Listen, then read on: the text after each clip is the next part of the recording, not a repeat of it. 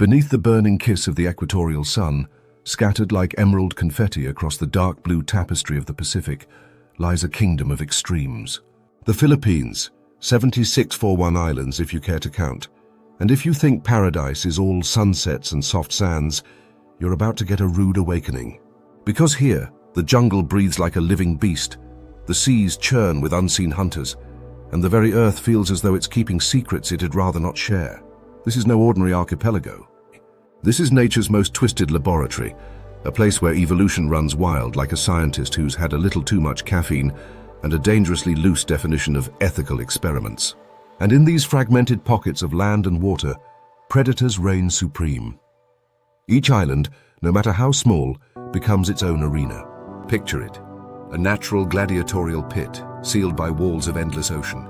There's no wandering off when things get tough, no crossing to friendlier territory. Once you're here, you fight, you adapt, or you perish.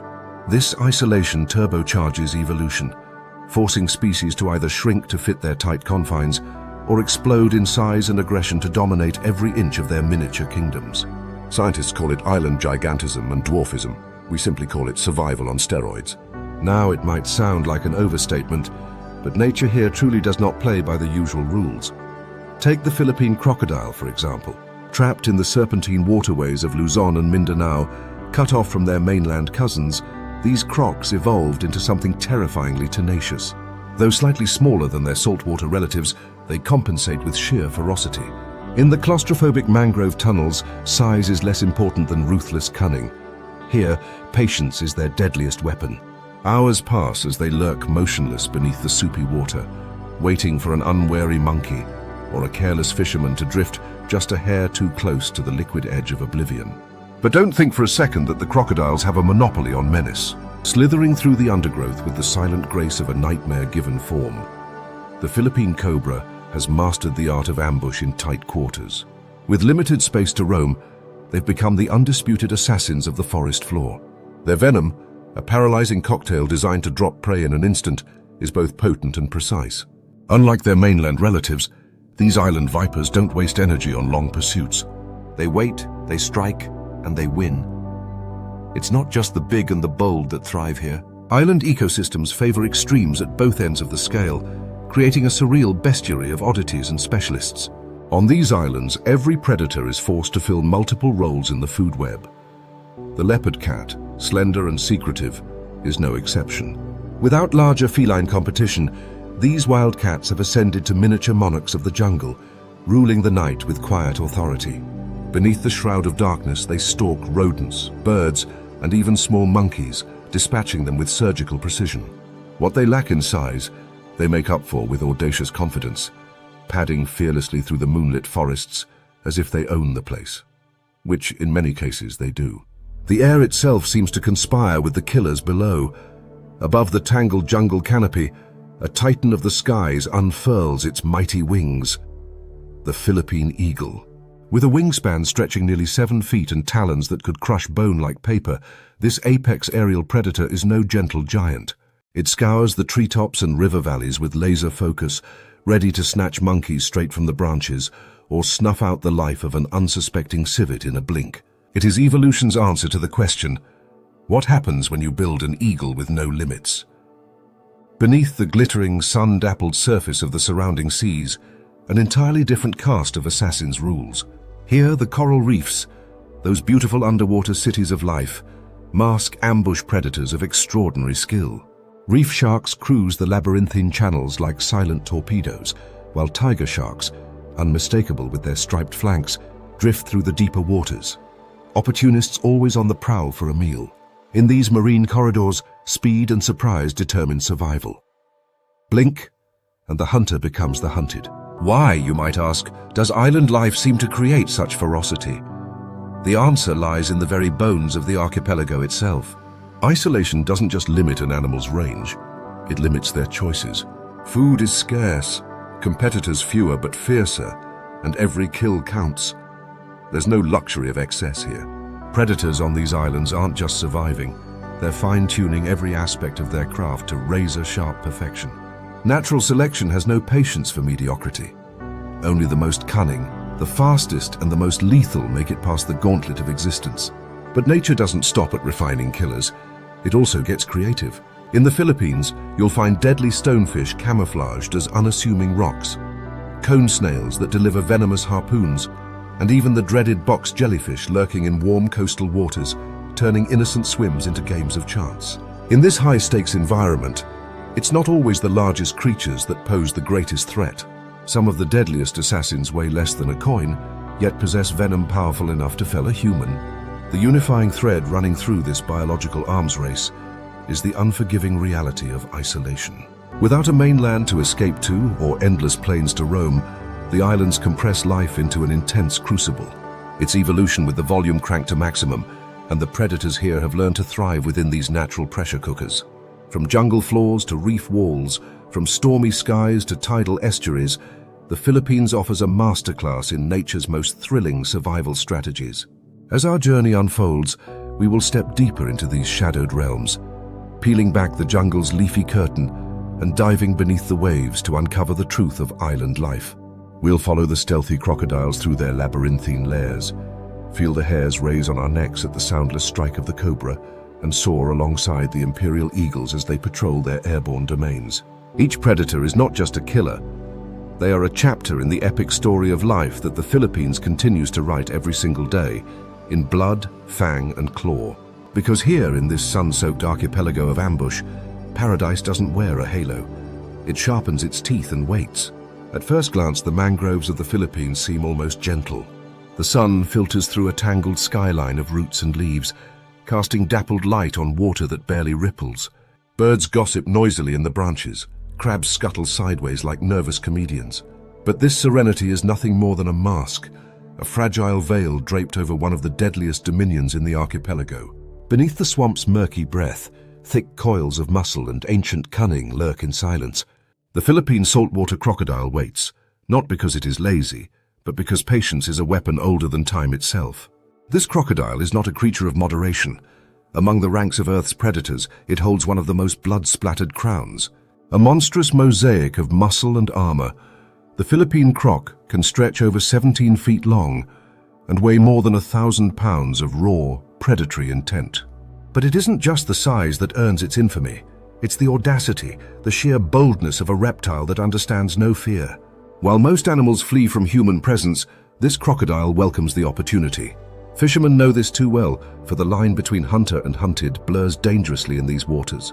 The tales flow from riverside villages, like whispers on the wind, some too grim to be told without a nervous glance at the water's edge. There was the story of the elder from Palawan, a man who had fished the same creek for 40 years without incident, until a crocodile claimed him in the early light of dawn. No warning, no splash, just a sudden upheaval of water, a brutal snap of jaws, and then silence, broken only by the echo of a scream swallowed by the swamp. Another account speaks of two brothers, casting their nets in the mangrove channels of northern Mindanao. The older of the two vanished beneath the surface, as if dragged into the very underworld. His brother left clutching an empty boat, paralyzed by the horror of a predator he never even saw coming. These aren't isolated events. In the Philippines, the saltwater crocodile isn't content to remain a shadowy legend. It is a living, breathing apex predator, as confident in its sovereignty as any lion on the savannah. And it rules not by speed alone nor by strength, but by mastering the dark art of ambush. Within the labyrinthine mangrove forests, where visibility is reduced to murk and mystery, the crocodile becomes the embodiment of unseen terror. It glides like a phantom beneath the opaque surface, propelled by a muscular tail that scarcely disturbs the water. Its eyes, perched like periscopes, remain just above the surface, tracking every ripple, every careless movement from above. The crocodile's hunting technique is an ode to explosive violence, disguised beneath layers of lethargy. Days can pass with the beast motionless, a living sculpture carved from river mud and algae. Then, in a blink, it springs to life. Bursting from the water with terrifying acceleration, it uses its tail like a coiled spring, propelling itself towards its quarry with terrifying force. Victims, be they monkey, pig, dog, or human, are rarely given the chance to comprehend their fate. In less than the span of a heartbeat, they are seized by bone-crushing jaws capable of exerting thousands of pounds of pressure. Even steel would struggle against such force. Flesh and bone simply yield. Once the crocodile claims its prize, the infamous death roll begins. Twisting and spinning with relentless ferocity, the crocodile transforms its prey into a ragdoll of shattered limbs and severed tendons. This grisly ballet is not done for sport, but survival, a brutal method to disorient victims and break them apart into manageable portions. The violence of the roll is matched only by its efficiency, reducing struggles to futility within seconds. Here, in these primeval waters, mercy is a myth, and efficiency is king. Yet the reign of this reptilian monarch extends far beyond the confines of swamp and riverbank. What makes the Philippine saltwater crocodile especially formidable is its amphibious ambition. Unlike its freshwater cousins, content to patrol a single stretch of river, this crocodile embraces the vast expanse of the ocean as part of its dominion. Strong swimmers, they slice through salty tides with deceptive ease, navigating currents to reach new hunting grounds or claim untouched territories. There have been reports of crocodiles sighted miles from shore, dark silhouettes drifting beneath waves where no human expects to meet a predator from the swamp. This ability to traverse oceans turns the Philippine archipelago into an endless kingdom for the saltwater crocodile. No island is truly isolated from its reach. It can hunt in the shadowed estuaries of Luzon at sunrise, and by dusk prowl the coastal waters of Palawan. In the flooded rice paddies after typhoons, or basking on sun-baked beaches at low tide, they are always there, watching, waiting, expanding their empire one tide at a time. It is a chilling truth, but also a testament to their evolutionary genius. Salt glands nestled in their mouths allow them to survive in saline environments that would dehydrate lesser reptiles. Their lungs, capable of holding breath for over an hour, let them drift like driftwood beneath the waves, undetected until they choose to strike. With eyes armored against the glare of the sun and ears that close like submarine hatches, these crocodiles are perfectly engineered for amphibious dominance. As chilling as their power is, the saltwater crocodile's story is also a fragile one. Human encroachment has seen their numbers dwindle, with habitat loss and hunting driving them perilously close to extinction.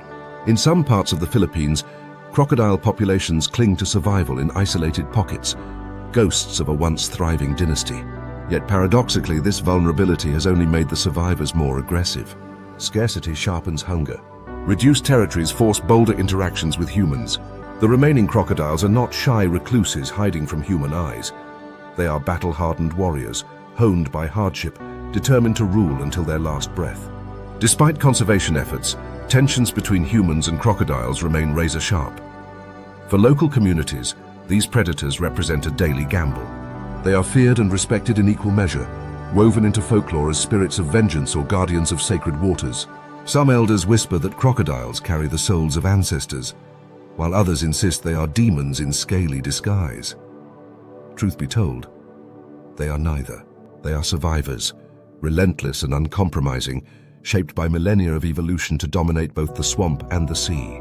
As we leave the labyrinthine mangroves behind and cast our gaze toward the restless ocean, we carry with us the knowledge that the saltwater crocodile is more than just a creature of fear.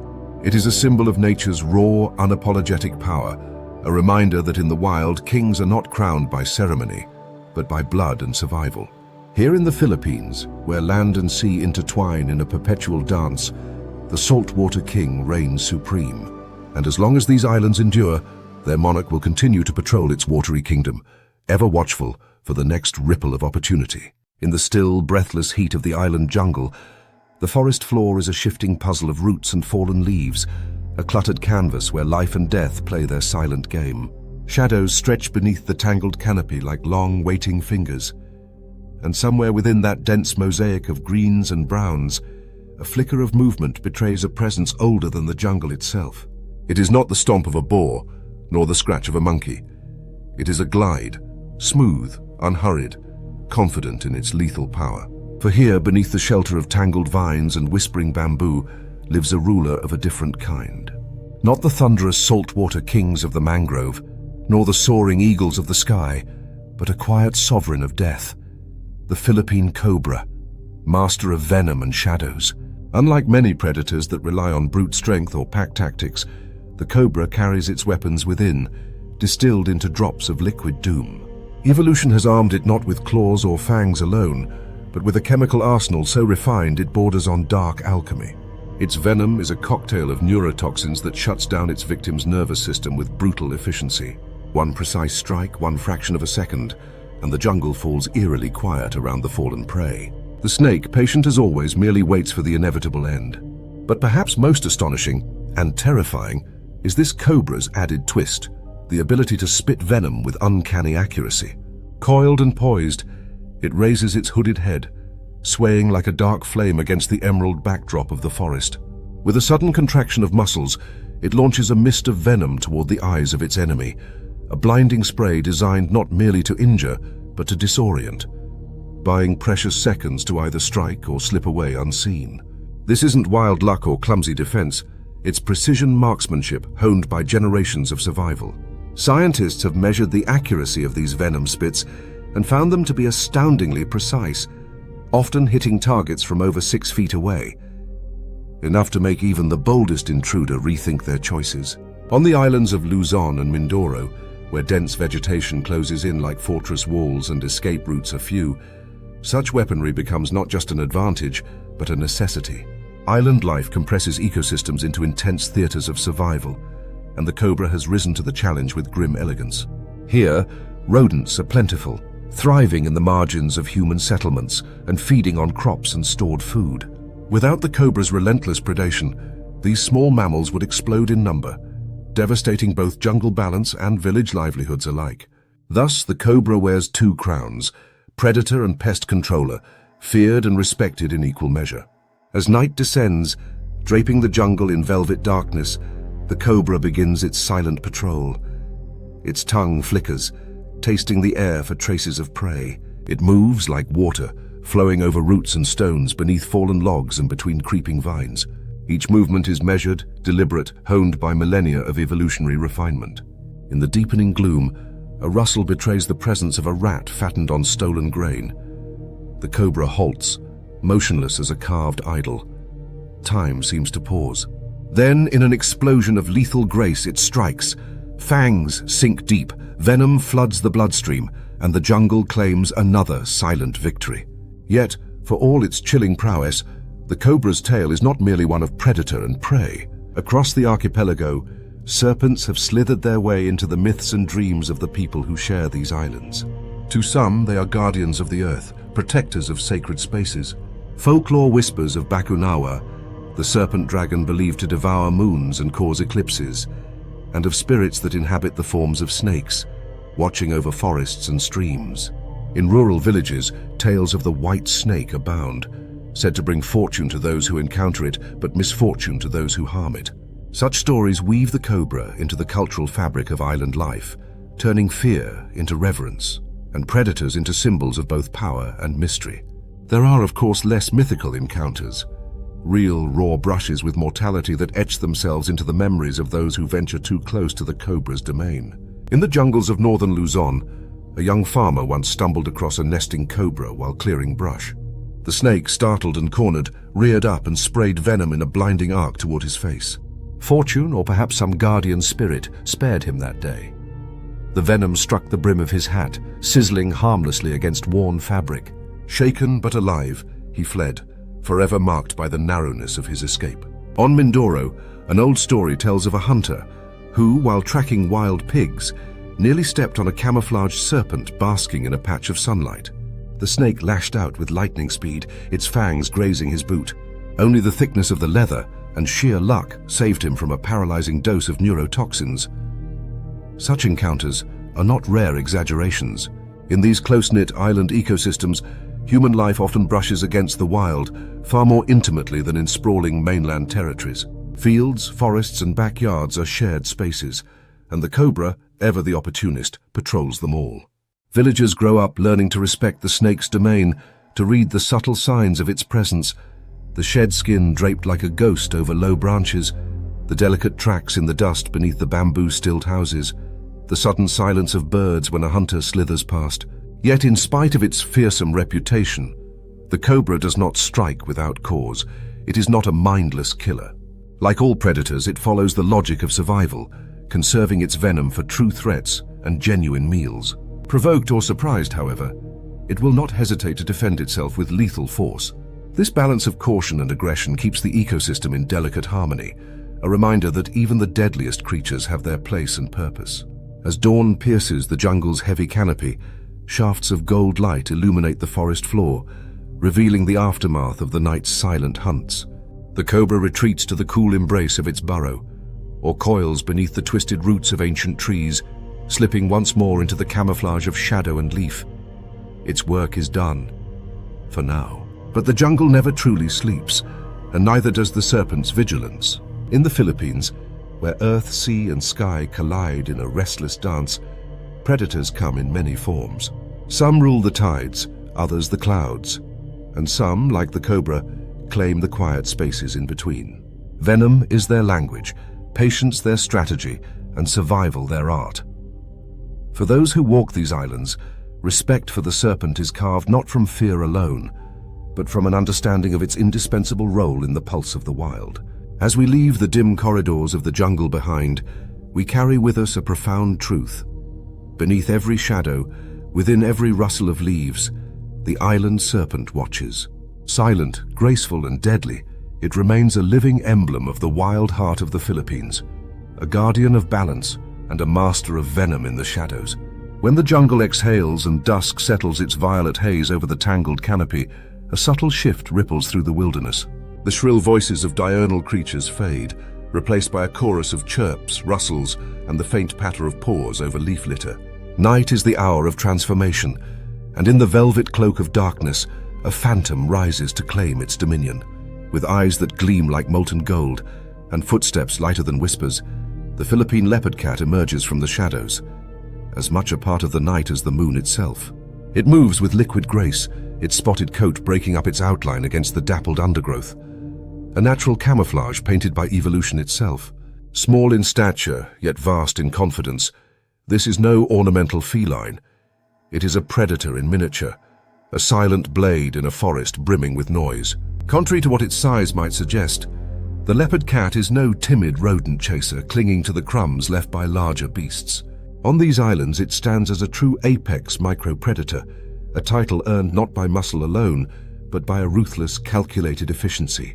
Rats, which swarm through human settlements and agricultural fields like furry floods, have met their match in this stealthy hunter. With eyes finely tuned for the low light of dawn and dusk, and ears that pivot like radar dishes to triangulate the tiniest of squeaks, the leopard cat turns the rodent plague into a banquet of opportunity.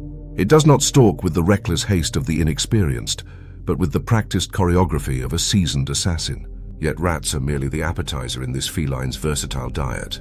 Birds nesting too low in the tangled thickets of the forest floor, or dozing on vulnerable branches, often wake too late to escape the leopard cat's lethal pounce. Even monkeys, clever, agile, and seemingly safe in the lofty corridors of the treetops, are not beyond reach. Though the monkey enjoys the playground of height, the leopard cat enjoys the thrill of the pursuit. Leaping between branches with gymnastic prowess, it transforms the monkey's aerial highway into a hunting ground.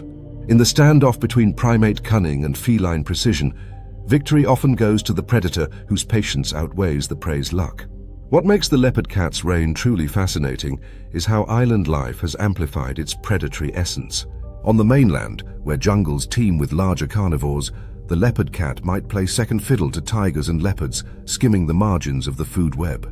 But here in the Philippines, cut off by stretches of open sea and isolated from heavyweight competitors, it has ascended the throne of its ecological niche. With no lions to outmuscle them or panthers to outstalk them, the leopard cats have evolved to fill the void with unapologetic ferocity. They have grown leaner, faster, and bolder, mastering the role of top predator in their chosen realm. Their supremacy is not merely a tale of physical prowess.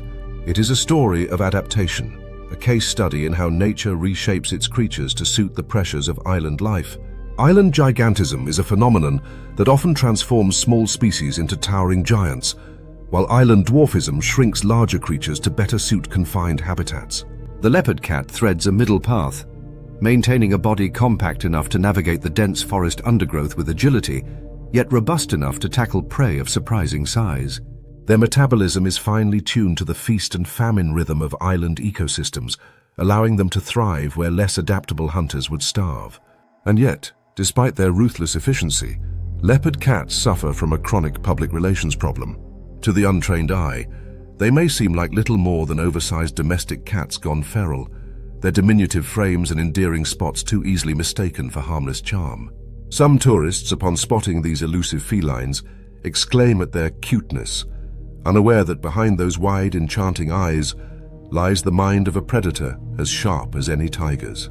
The myth of the adorable wildcat is as persistent as it is misleading.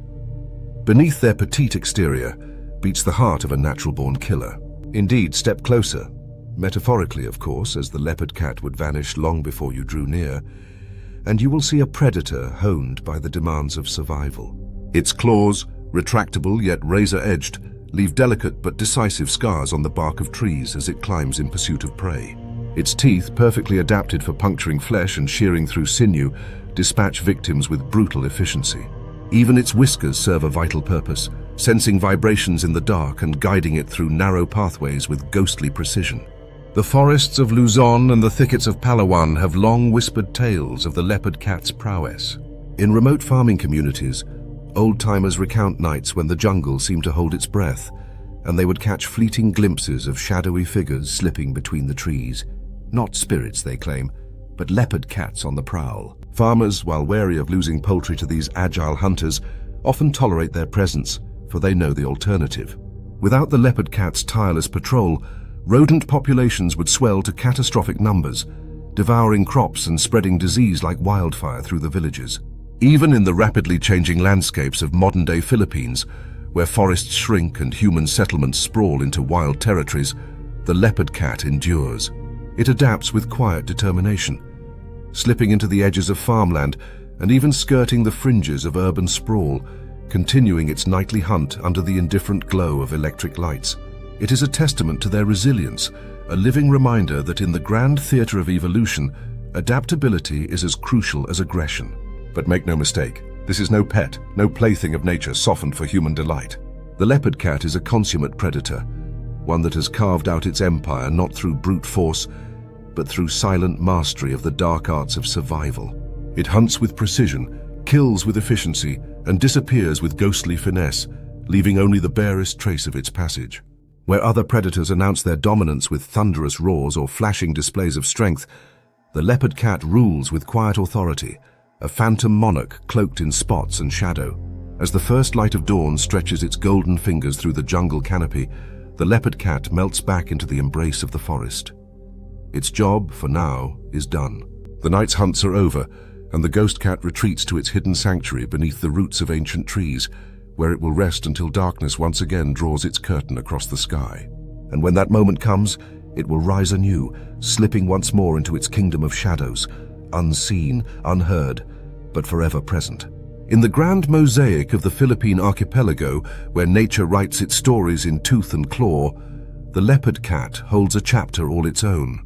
It is a chapter of stealth and survival, of misunderstood grace and unapologetic predation. For in this archipelago of predators, even the smallest hunter commands a kingdom. Above the endless green oceans of the Philippine jungles, where the tangled canopy stretches unbroken to every horizon, the sky itself feels like a cathedral of clouds. Columns of mist rise between mountain peaks, sunbeams slice through breaks in the foliage, and the winds whisper secrets of life and death in their restless currents. It is here, soaring between storm fronts and sunlight, that a creature reigns supreme, not with the silence of a snake or the stealth of a leopard cat, but with the thunderous authority of wings that cast shadows large enough to darken entire clearings. The Philippine eagle, known to those who revere it as the monkey-eating eagle, commands the skies with the imperial poise of a monarch, born to rule both cloud and forest alike. With a wingspan stretching beyond 7 feet, this raptor is no delicate dancer of the breeze. It is a muscular, feathered juggernaut, an apex predator wrapped in a regal cloak of brown and white, crowned with a crest of long, lance-like feathers that flares in moments of intent. These are not ornamental plumes for show. They are a warning to the jungle below, a visual drumroll before the strike. When the Philippine eagle locks its golden eyes onto prey, a silent countdown begins, one known only to the unfortunate creature beneath its piercing gaze. While the jungle below brims with creatures that excel at concealment, the eagle is a master of revelation. From high above the canopy, it scans the forest floor with astonishing precision. Its eyesight so acute it can detect the slightest twitch of a tail or flutter of wings from hundreds of feet away. Monkeys, which scramble through the treetops with nimble confidence, live in perpetual vigilance beneath this airborne executioner. The irony is cruel. The trees, which offer them refuge from ground predators, become avenues of vulnerability when the eagle is on patrol. One moment, the monkey troop is feasting on fruit and gossiping in the dappled sunlight. The next, the sky fractures as the eagle folds its wings and plummets like a bolt from the heavens. The descent is terrifying in its elegance. Tucking its massive wings tight against its flanks, the eagle becomes a feathered missile, cleaving through the humid air at speeds approaching 60 kilometers per hour. It does not scream. It does not herald its arrival with any warning. Death descends in silence, as though the sky itself has come crashing down. At the final moment, talons spread wide, each claw curved like a sickle, each tip honed to a surgeon's sharpness. And with an impact that echoes like a thunderclap, the victim is seized. Monkeys shriek in terror as their kin are snatched away, dangling helplessly in the grasp of a predator that has mastered the element of surprise. Yet monkeys are not the only quarry to fall beneath the eagle's reign. In the lowland forests and misty highlands alike, the eagle's diet reads like a who's who of the jungle's most elusive creatures. Giant fruit bats, those leathery phantoms of the twilight hours, often find themselves caught between nocturnal wanderings and dawn's arrival, vulnerable in the narrow window when the eagle begins its hunt. The eagle, unburdened by pity or hesitation, dives into their roosts like a living storm, scattering wings and echoes in every direction before claiming its prize. Even formidable prey such as the monitor lizard, armored and muscular, is not safe from the eagle's assault. Though the lizard may thrash and twist, brandishing claws and teeth in defiance, it is little match for the raptor's crushing grip. The eagle carries its reptilian prize aloft, ascending beyond the reach of retaliation, and delivers it to a well-hidden perch where the feast begins under the shadow of ancient trees. But perhaps the most awe-inspiring aspect of the Philippine eagle's hunts is not merely the violence of the kill, but the precision of the orchestration. Every movement is calibrated, every moment calculated. It is a predator that wastes neither energy nor opportunity. In the delicate economy of the jungle, where effort expended must balance energy gained, the eagle plays its role with ruthless efficiency. Yet for all its might, the Philippine eagle is a monarch besieged. Ironically, the very forests that once provided it with endless hunting grounds are now fragmented and frayed by the steady advance of human development.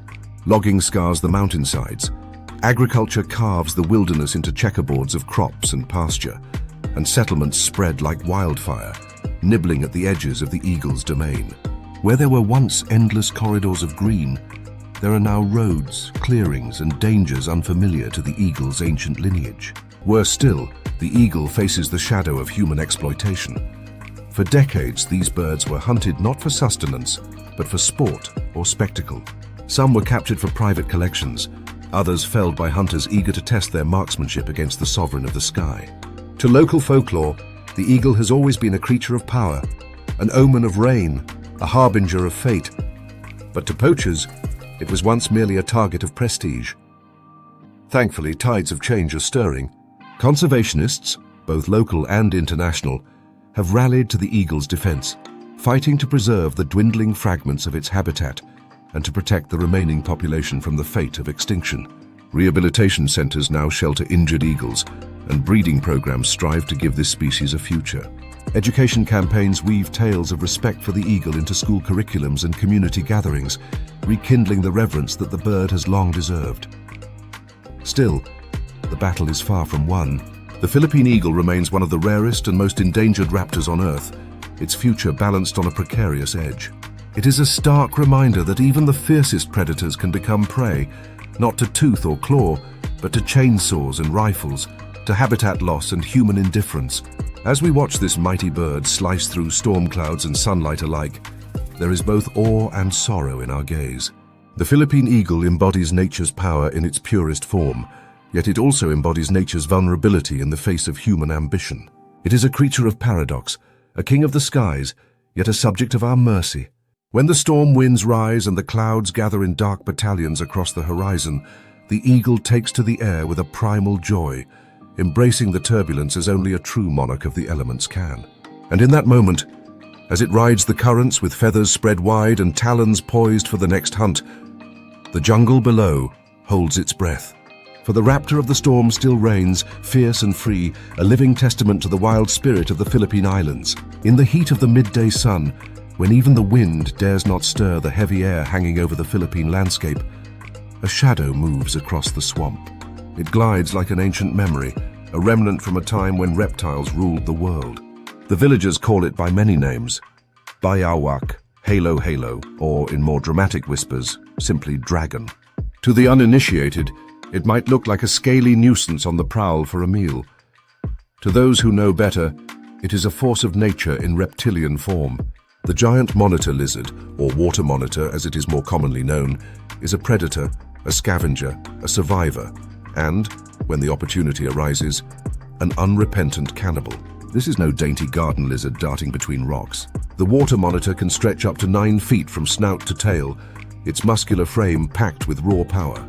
Each step it takes seems deliberate, every muscle rippling beneath armored scales, like the shifting plates of ancient siege machinery. Its tongue flickers in and out, tasting the air for traces of prey or potential danger. The tongue itself, forked and sinister, carries the same sensory brilliance as that of snakes, sampling scent particles from the environment and painting an invisible map of the world around it. For the monitor, this map is crowded with possibility. With a diet best described as enthusiastically unpicky, the water monitor surveys its realm with the insatiable appetite of a seasoned opportunist. Carrion, crabs, frogs, birds, eggs, small mammals, and even fish plucked from the shallows. All are fair game. Chickens, though, seem to hold a special place in the lizard's culinary affections. Tales abound of bold daytime raids on village coops, where unsuspecting hens, lulled into complacency by the humdrum safety of the yard, suddenly find themselves under siege by a dragon in broad daylight. In a flash of scales and claws, the predator crashes through the flimsy barriers, scattering feathers and chaos in every direction. Panic erupts, children shriek, and the villagers, armed with sticks and shouts, race to defend their livestock. But often, by the time the defenders arrive, the raider has vanished into the underbrush, a limp chicken dangling victoriously from its jaws. Such audacity is not born of desperation alone. The water monitor is a creature supremely adapted to thrive in a dizzying array of environments. Swamps are its favored haunt, where it slips effortlessly between tangled roots and mucky waters, its powerful tail propelling it like an oar carved from living sinew. In the dense forests, it climbs trees with alarming speed, clamping its formidable claws into bark as it scales upwards in pursuit of eggs or to escape predators of its own. And in a twist that speaks to its adaptability, the monitor has also become an urban survivor. Amid the outskirts of Manila and provincial towns, these dragons prowl canals and garbage heaps, scavenging leftovers with the same cunning that has allowed them to survive for millions of years. To see such a primordial beast striding through modern sprawl is to witness evolution's remarkable versatility firsthand. Jurassic Park set against a backdrop of concrete and corrugated iron. But survival is no gentle affair, and within the secretive life of the water monitor lies a grim chapter of its saga: cannibalism. When hunger tightens its grip and prey grows scarce in the dry season, the monitors turn upon their own kind. Hatchlings are especially vulnerable, hatching into a world where even their first breath is a gamble against predation. Larger adults, driven by the brutal mathematics of survival, patrol nesting sites with cold purpose, snapping up the defenseless young in displays of reptilian pragmatism. It is a savage cycle, but one that ensures only the strongest survive to adulthood. A harsh lesson carved into the DNA of the species over millennia. Despite their fearsome diet and imposing demeanor, water monitors are not mindless monsters. They are intelligent reptiles, capable of complex problem-solving and even learning from past encounters. Hunters recount tales of monitors recognizing human patterns, adjusting their behavior to avoid traps and ambushes. In one fishing village, monitors regularly raided fish-drying racks during the hottest hours, timing their approach when villagers sought refuge from the sun. Attempts to outwit the raiders with barricades only taught the monitors new climbing routes, and scarecrows were treated with the disdain of a predator unimpressed by hollow threats.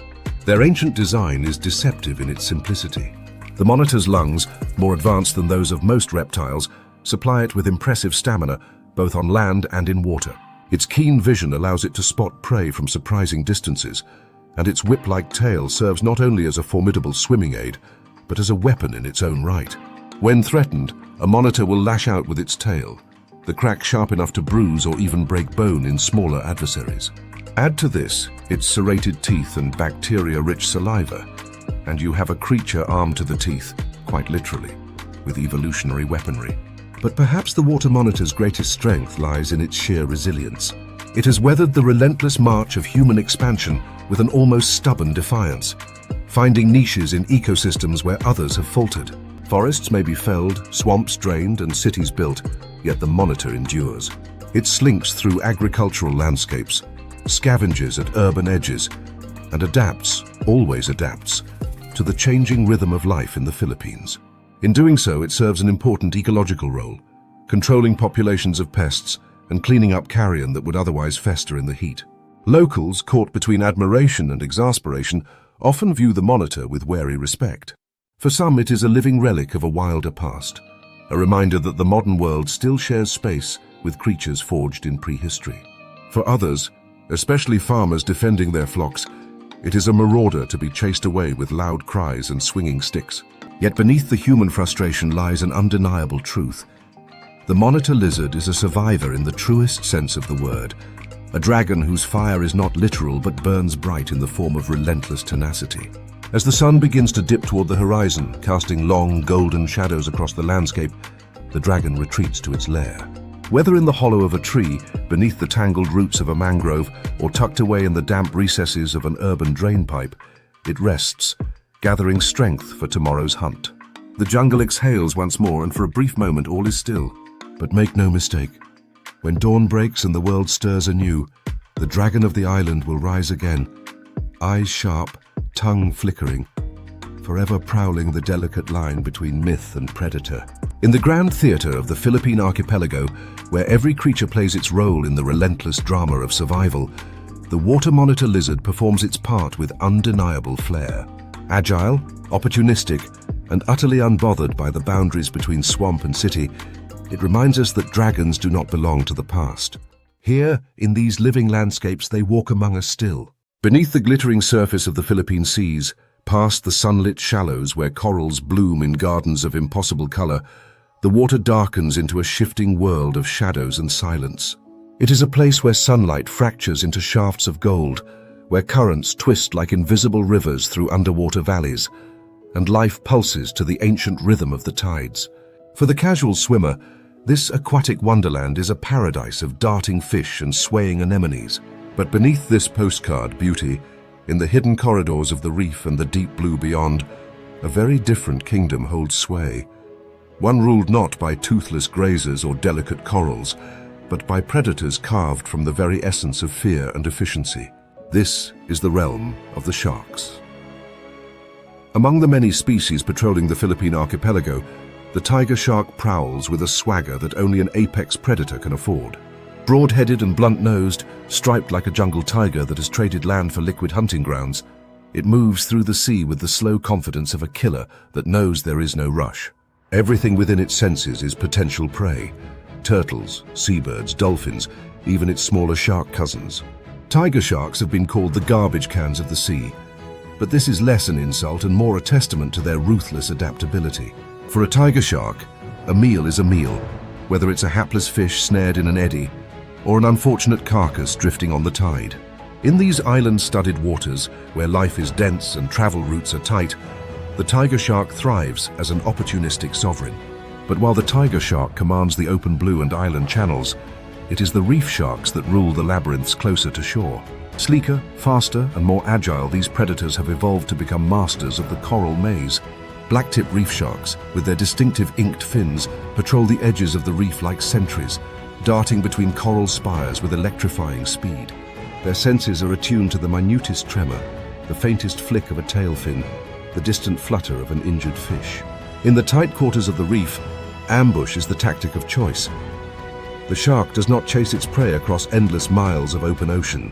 Instead, it waits, motionless save for the subtle flick of its tail, until the moment is perfect. Then, in a blur of acceleration, It strikes with a precision that leaves no room for escape. Navigating these island channels, carved between volcanic formations and hemmed by living reefs, the sharks follow invisible highways guided by currents and ancient migratory memory. These channels, narrow and bustling, are the arterial roads of the underwater world. Every rising tide floods them with new opportunities, herding schools of baitfish into natural choke points where predators wait with unblinking patience. Here the sharks claim their dues, sweeping through with open jaws and serrated teeth, leaving behind a cloud of scales and crimson swirls that quickly vanish into the sea's endless hunger. But the sharks are not alone in these corridors of predation. Barracudas, sleek missiles of muscle and menace, patrol the same pathways with a different strategy. Where sharks often rely on power and endurance, the barracuda is a sprinter, built for explosive bursts of speed that can outpace almost anything unlucky enough to cross its path. Its long silver body gleams like polished metal, and its jaws, lined with dagger-like teeth, gape in a permanent snarl. These hunters prefer the ambush too, but when they strike, it's like a thunderclap in the water, fast, violent, and devastating.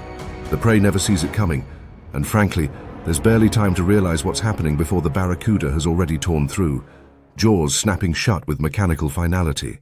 The Philippine seas are rich with tales of these monsters of the reef. Fishermen who have shared these waters for generations speak of moments when their humble wooden boats seemed far too fragile against the shadows that glided beneath them. There is the story of an old fisherman from Palawan who once found himself fighting not just the swell of the waves, but a tiger shark that had taken a liking to the tuna thrashing at the end of his line.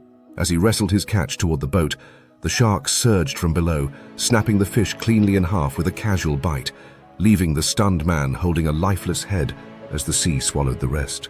In that instant, the line between predator and prey blurred, and the fisherman could only marvel at the raw, indifferent power that governs life beneath the waves.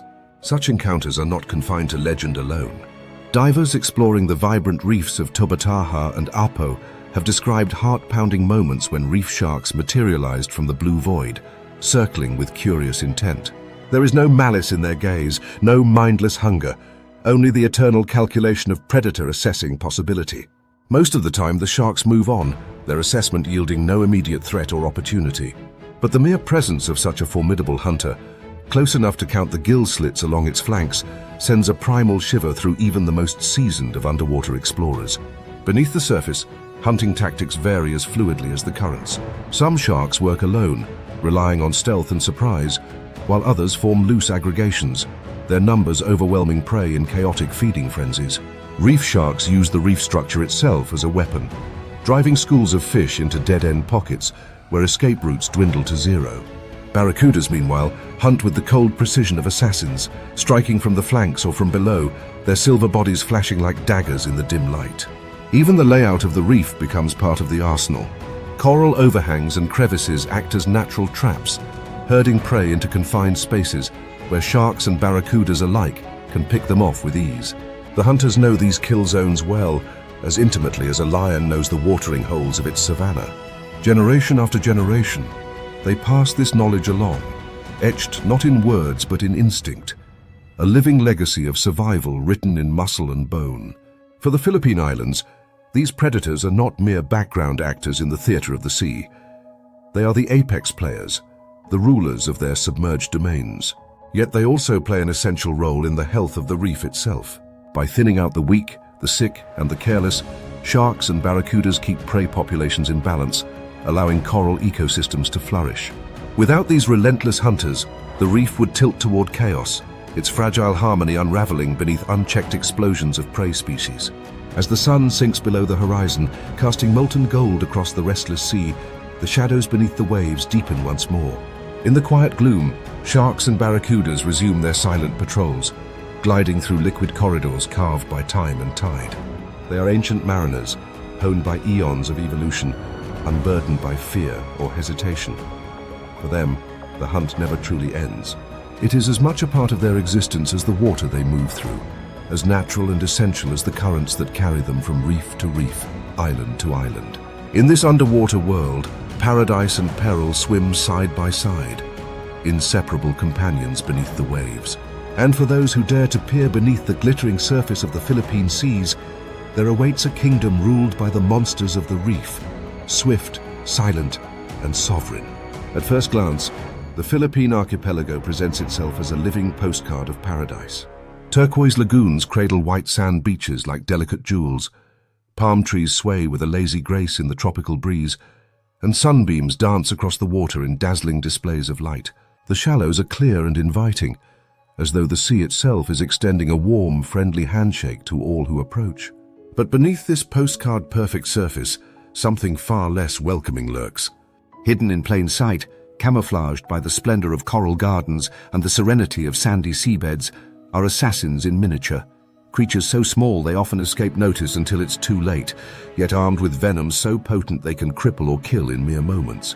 In these waters, beauty is a deceiver, and death can come without warning, delivered not by jaws or claws, but by barbs, stings, and chemical warfare. Among these diminutive dangers, the stonefish reigns supreme as the ultimate master of disguise and lethality. Sculpted by evolution to resemble an unremarkable lump of rock or coral, the stonefish settles itself onto the sandy seabed with theatrical flair, burying its body in sediment until only the faint outline of its grim visage remains. Tourists, wading barefoot through the shallows with dreams of seashells and starfish, rarely notice the subtle irregularities beneath their feet. But should an unfortunate step press down upon this living mine, the stonefish retaliates with horrifying efficiency.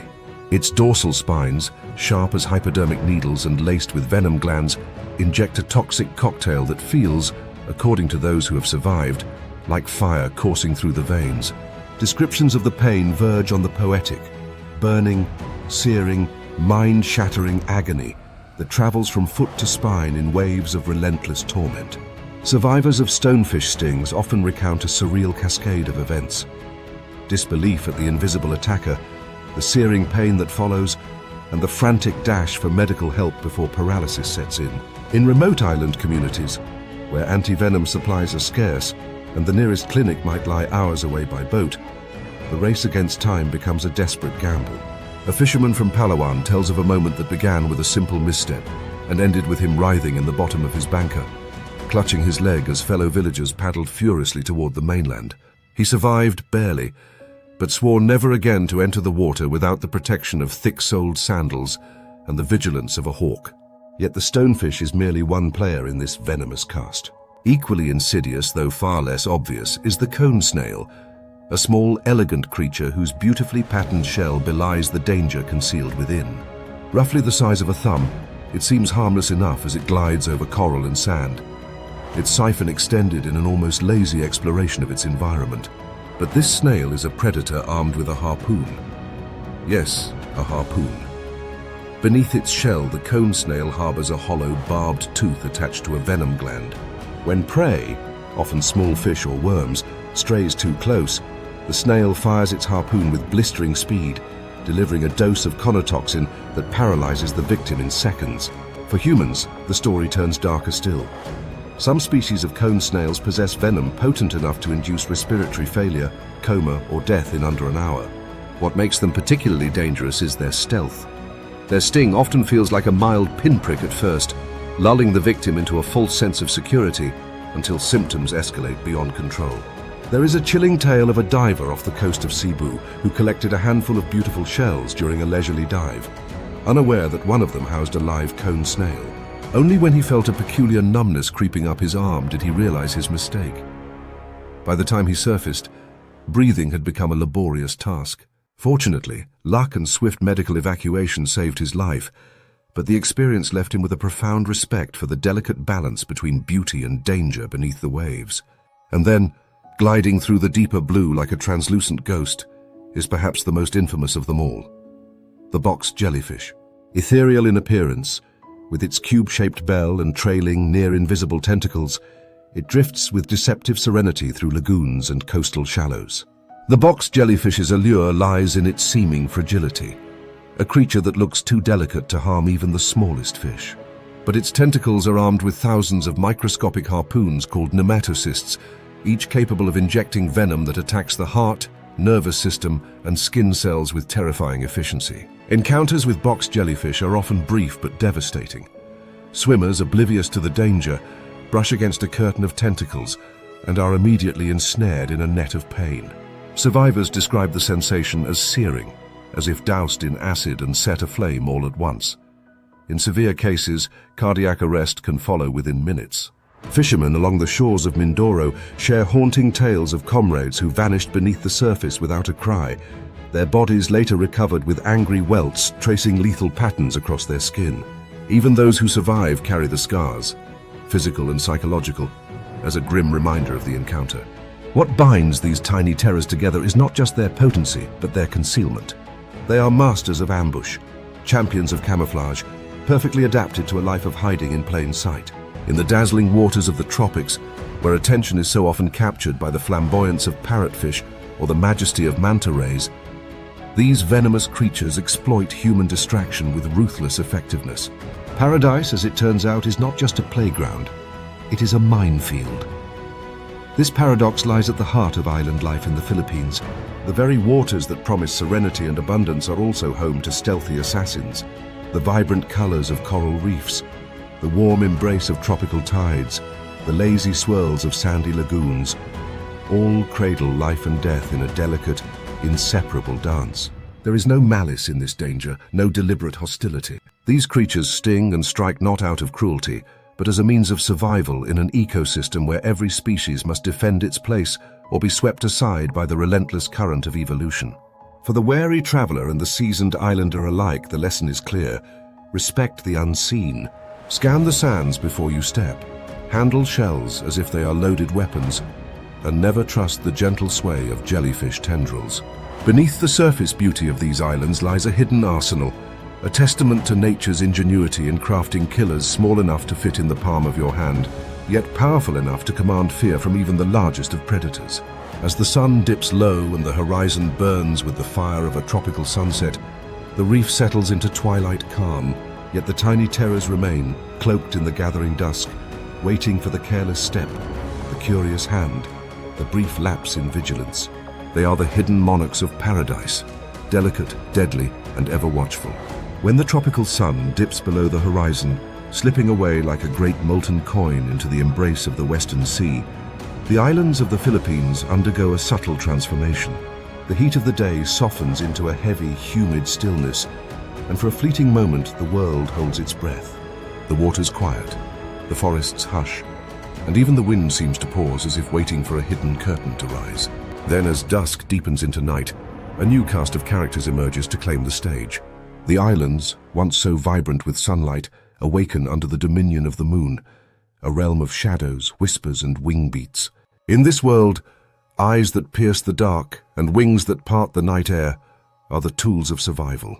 And here, in this nocturnal theater, the killers of the night make their silent, spectacular entrance. The first to claim the skies are the giant fruit bats, known locally as flying foxes, their outstretched wings casting eerie silhouettes against the fading glow of twilight. These bats are not the scrappy little creatures many imagine, but colossal beings with wingspans that can stretch over 5 feet, their leathery membranes catching the wind like sails of living parchment. As they rise from their daytime roosts, ancient trees heavy with tangled roots and drooping branches, they flood the sky in waves, transforming the quiet dusk into an aerial migration.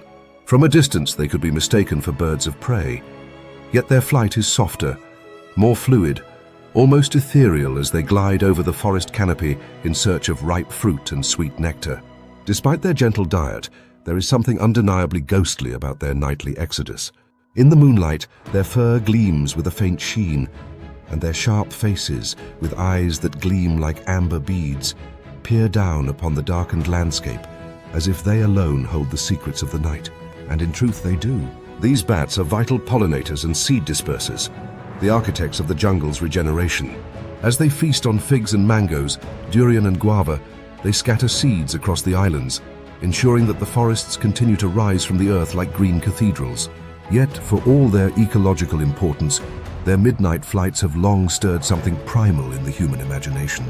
For centuries, villagers have watched their sweeping silhouettes and whispered of omens, of creatures that carry not just fruit in their jaws, but shadows of superstition as well.